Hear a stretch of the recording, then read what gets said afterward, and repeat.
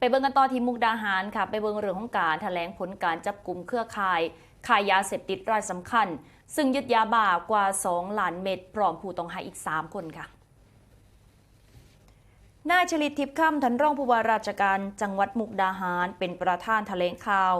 การจับกลุ่มยาเสพติดภาพแผนยุทธการ90 มือพิฆาตยาเสพติดโดยการจับกลุ่มเทื่อนี้ค่ะเป็นผลจากการสืบสวนของทางตำรวจภูธรจังหวัดมุกดาหารที่เฝ้าติดตามพฤติกรรมเครือข่ายลักลอบลำเลียงยาเสพติดตามแนวชายแดนมาอย่างต่อเนื่องจนกระทั่งวันที่30 กรกฎาคมที่ผ่านมาเจ้าหน้าที่ได้รับข้อมูลว่าจะมีการลำเลียงยาบ้าล็อตใหญ่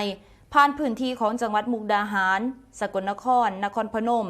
จึงได้มีการวางแผนติดตามรถยนต์ผู้ต้องสงสัยนะคะก่อนพบรถกระบะขับไปรับยาเสพติดในพื้นที่ของอำเภอทาอุเทนที่จังหวัดนครพนมและก็มุ่งหน้าไปที่รีสอร์ทหม่องหนึ่งในอำเภอพันนานิคมที่จังหวัดสกลนครโดยเจ้าหน้าที่ค่ะได้มีการเข้าตรวจค้นและจับกุมผู้ต้องหา2 คนน้ำกันภายในรถกระบะพบกระสอบบรรจุยาบ้าประมาณ2 ล้านเม็ดเอาไปหลี่อยู่ใน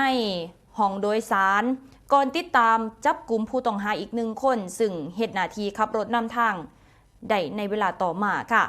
ปฏิบัติการเทื่อนี้เองก็สามารถที่จะจับกุมผู้ต้องหาได้จำนวน3 คนพร้อมตรวจยึดยาบ้า2 ล้านเม็ดรถยนต์อีก2 คัน